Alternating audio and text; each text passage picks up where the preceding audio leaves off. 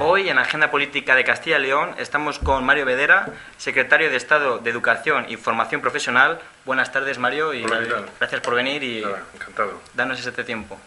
Lo primero, ¿cómo ve el estado del sistema educativo en España? Bueno, para analizar cómo está el sistema educativo hay que compararle con algo. Y evidentemente nuestro sistema educativo ha estado francamente mal. Históricamente hablando, venimos después de la democracia con unos pesos, con una deriva que nos hacía estar bastante mal en el conjunto de naciones. Para que se me entienda, ahora que nos comparamos todos o nos queremos comparar con Finlandia, que es el gran país de la educación, mientras que en Finlandia el año 1900, el cambio del siglo XX, del 19 al 20, había un 5% de analfabetos, en España el año que se promulga la Constitución, en 1978, había un 25% de personas que o eran analfabetas o no tenían estudios primarios. Eso significa que hemos tenido que recorrer mucho más espacio en mucho menos tiempo. Tenemos muchas cuestiones que son francamente mejorables, pero tenemos algo de lo que debemos de sentirnos muy orgullosos, que es somos el país más equitativo, junto con Finlandia, de toda la OCDE. Yo creo que eso nos da esperanzas para pensar que estamos en el buen camino. Venimos de muy atrás, deberemos mejorar, como se decía antes, en algunas cuestiones, pero el sistema español, el sistema educativo español es un buen sistema, un buen sistema. Y ha hablado como el sistema educativo de Finlandia como algo modélico. ¿Qué diferencia hay entre el nuestro y el suyo? Bueno, de entrada aquí tenemos 47 millones, de allí creo que son 7 millones solamente. Y por lo tanto las políticas educativas se pueden hacer mucho más personalizadas. Allí el nivel cultural es muchísimo más alto que el nuestro, y por eso lo que estamos haciendo es eso que se llama observar las buenas prácticas.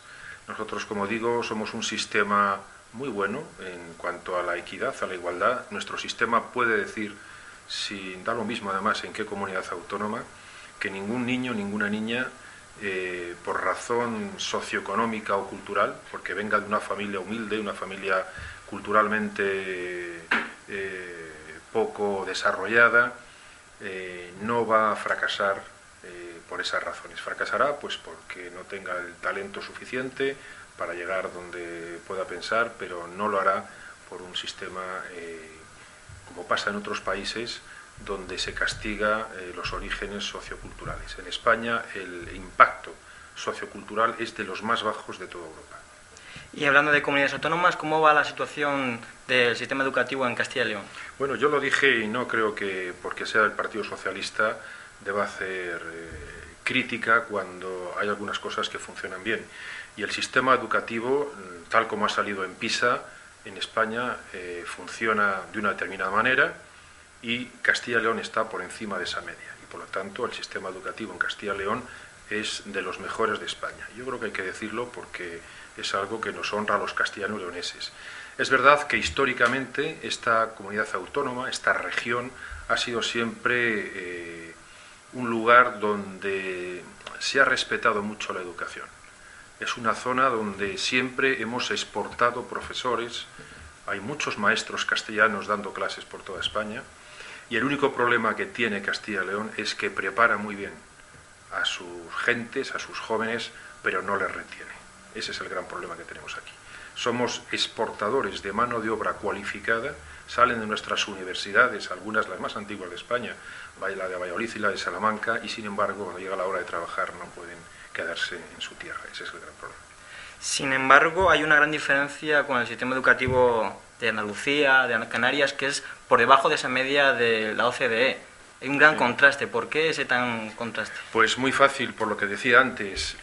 Mientras en la zona norte, económicamente hablando, durante más de un siglo, siglo y pico, las élites culturales históricamente estaban instaladas en esta zona, y eso arraigaba, y eso tenía además su componente social. En la zona sur, ahí ha habido históricamente un retraso brutal. Y cuando digo brutal, me refiero a unas tasas de analfabetismo que verdaderamente son, bueno, incomparables. Es decir, España en conjunto, las 17 comunidades autónomas han tenido que hacer un gran esfuerzo para subir y acercarse y estar más o menos ahora mismo en la media de los grandes países, pero en algunas regiones el esfuerzo ha tenido que ser muchísimo mayor. Y es lo que está pasando en Andalucía. Hay algún elemento también que no es del todo de Andalucía, que tiene que ver más con el Mediterráneo, la zona más levantina, bueno, también una zona de Andalucía, Baleares, y es el boom del ladrillo. Ha habido ahí 10 años donde nuestros estudiantes que terminaban la obligatoria con 16 años no esperaban a cualificarse, es más, no obtenían el título de graduado en eso y rápidamente se iban a unos trabajos fáciles, unos trabajos que tenían que ver con el turismo, con la construcción. Esa gente cuando ha venido, se ha pinchado la burbuja esa en la que estábamos, pues ha encontrado absolutamente sin ninguna cualificación y en el paro. 2.700.000 eran las personas que trabajaban en la construcción, de las cuales 1.300.000 están ahora mismo en el paro y un 30% son menores de 30 años. ¿Y cuál es el refugio para esos chavales que pensaban ir a la construcción después de la ESO? El refugio, ahora con la crisis. No, ahora mismo lo que estamos haciendo es implantar una serie de medidas. Este año, por ejemplo, decimos que es el año de la formación profesional, porque se ha aprobado hace menos de 15 días en el Parlamento una ley. Sí, luego vamos a hablar de ello. Vamos a hablar luego de ello. Pues adelanto ya entonces que lo que hay que hacer es repescar a esos muchachos que están todavía, pues eso, entre los 16, 17 y 30 años. En ese entorno tenemos una población todavía muy importante que no tiene ninguna cualificación. Y lo que nos dice Europa es que en el año 2020 el 85% de los empleos que va a haber en Europa van a necesitar como mínimo o bachillerato o formación profesional de grado medio. Por lo tanto, va a haber solamente un 15% que van a estar sin cualificar. A esa gente hay que reengancharla, repescarla y volverla al sistema. Y hablando de diferencias dentro del Estado español y del sistema educativo, ¿qué diferencias existen entre la enseñanza pública y la enseñanza privada? Bueno, lo que nos dice PISA, y para esto es estupendo, tenemos un diagnóstico muy aproximado. PISA nos dice 3 cosas. Nos dice lo que yo comentaba antes: el sistema español es un sistema donde las diferencias socioeconómicas son mínimas, por lo tanto da igual, entre comillas, hay una carga, pero pequeña, de fracaso escolar que se debe a las causas socioeconómicas, muy pequeña. Luego también dice que la diferencia entre centros es una diferencia que es la mitad de la Unión Europea. Es decir, el fracaso, que en otros países tiene que ver con la educación pública o la educación privada, en España no es un gran hándicap. Donde está el problema, nos dice PISA, es dentro de los propios centros. ¿Cómo gestionamos dentro de cada centro, con independencia de que sea público o que sea privado, cómo gestionamos la educación, cómo gestionamos, la dirección, cómo gestionamos el impulso, la diversidad, el seguimiento de cada chico y de cada chica? Ahí es donde tenemos el gran reto. Por lo tanto, no hay grandes diferencias entre la pública y la privada. Es más, si restamos esa pequeña diferencia, como digo, socioeconómica, los resultados son ligeramente superiores en la educación pública que en la privada. Y usted es profesor universitario de la Universidad de Valladolid. Hace poco fue nombrado secretario de Estado para la Educación. ¿Su punto de vista sobre la educación ha cambiado después de ser profesor, ahora que es político? ¿Ha cambiado algo su punto de vista? Sí ha cambiado, porque yo he desarrollado toda mi actividad educativa en la universidad y ahora soy secretario de Estado de Educación y Formación Profesional, es decir, la otra pata del Ministerio. El Ministerio tiene dos patas, una es la universitaria, la otra es la no universitaria. Ahora conozco mucho mejor el sistema español y le voy a decir una cosa. Lo primero que siento a veces es un poco de rabia por ver lo mal que se trata nuestro sistema, por ver que constantemente se está poniendo el acento en las partes negativas, que las hay, por ver que cuando se dice que nuestro sistema es un mal sistema, lo que estamos haciendo es de menos a ese más de 600.000 profesores que cada día están en su colegio, en su instituto, haciendo que esta educación vaya cada vez mejor.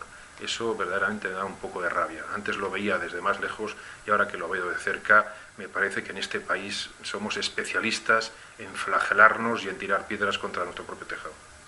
Hace unas semanas, como usted dijo, se aprobó un cambio en la LOE y en la ley de FP. ¿Qué va a aportar de nuevo esta reforma?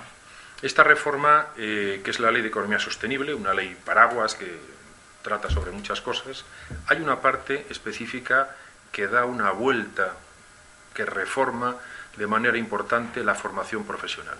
En nuestro país, históricamente, y es que no hay otra forma de entenderlo, teníamos un déficit muy grande, de manera que la formación profesional siempre se ha entendido como la hermana pobre del sistema. El chico que era despierto, despejado, que iba bien en los estudios, hacía bachillerato, y al que no, siempre le quedaba esa vía de la formación profesional. Dicho de otra forma, teníamos un sistema por el cual, digamos que la línea del bachillerato era una vía de alta velocidad y la formación profesional era una especie de carril de vía estrecha. Eso es lo que hemos querido cambiar, lo que estamos cambiando. Entre otras cosas porque nos hemos dado cuenta que la FP de grado superior tiene unos resultados excelentes, tan excelentes que se coloca más del 80% de la población estudiantil que termina. Y pero también eso puede ser porque no encuentra trabajo. No, no porque evidentemente si lo encuentra en la FP de grado superior, algo está pasando con la FP de grado medio que debíamos de reformar, y es lo que vamos a hacer. Tenemos que hacer, la reforma legislativa hace de la formación profesional un sistema poroso. O dicho de otra forma, antes un estudiante que empezaba FP y se arrepentía, tenía que ir a la casilla cero y empezar a hacer el bachillerato, o al revés. Estaba en segundo de bachillerato, estaba cursando sus estudios y, bueno, pues creo que me he equivocado.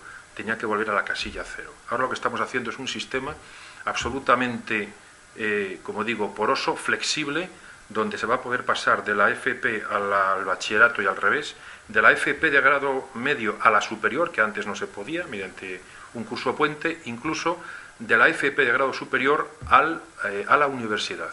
Ahora se van a convalidar los créditos de los grados universitarios con los módulos de la formación profesional. Eso va a cambiar completamente, además de que en cuarto de educación secundaria, al terminar la secundaria obligatoria, va a haber un sistema de programas de cualificación que va a hacer que mucha más gente se gradúe en eso y por lo tanto tenga una mayor empleabilidad. Lo digo de otra forma, el sistema español, y esto es muy importante, es un sistema muy duro, durísimo. En contra de lo que se dice que es un coladero, no es verdad. El sistema español es el único de toda Europa donde el muchacho o la muchacha que no termina eso, automáticamente se le retira del sistema. En el resto de países, cuando se acaba, pues a los 16, a los 15, depende del sistema educativo, cuando se acaba la obligatoria, un alumno puede pasar a la posobligatoria, dándole una certificación. Es decir, usted no ha conseguido lo que le hemos puesto de barrera, pero usted hasta los 16 años habrá aprendido algo. Bueno, pues esto es lo que vamos a cambiar ahora. Vamos a cualificar, a certificar, de forma que cuando vaya un empleador, por ejemplo, ese empleador diga, usted no tiene nada, no. Usted tiene 16 años, no se ha titulado en la ESO, pero usted tiene un certificado de que ha hecho tantos años, de que tiene estas competencias y por lo tanto es posible que usted no valga para ser ingeniero, pero va a valer para otro montón de cosas y para eso le vamos a poder contratar.